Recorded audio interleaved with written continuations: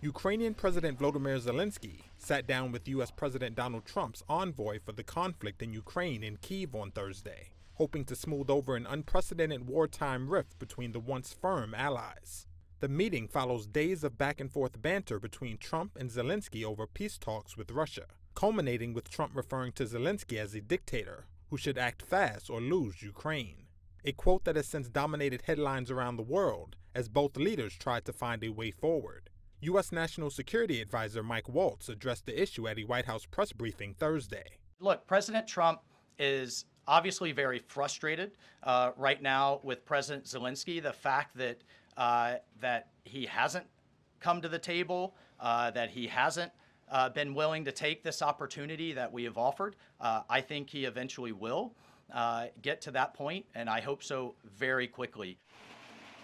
The opportunity he referred to was a previously floated deal to give the U.S. access to Ukraine's mineral resources. Zelensky on Wednesday rejected U.S. demands for $500 billion in mineral wealth from Ukraine to repay Washington for wartime aid, saying the U.S. had supplied nowhere near the sum so far and offered no specific security guarantees in the agreement.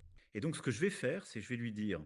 Meanwhile, French President Emmanuel Macron, who is due to meet with Trump in Washington on Monday, said he would tell Trump not to be weak on Russian President Vladimir Putin.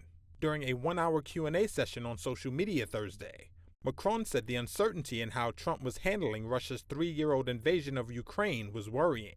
Trump, in office for just a month, is pushing for a quick deal to end the war and has alarmed Washington's European allies by leaving them and Ukraine out of initial talks with Russia. Following the meeting in Kyiv Thursday, Zelensky wrote on X that he had a detailed and productive conversation with Trump's Ukraine envoy about prisoners of war and effective security guarantees that would be part of any peace agreement. But there were few additional details available, and a planned joint press conference was canceled at Washington's request, according to Zelensky's office.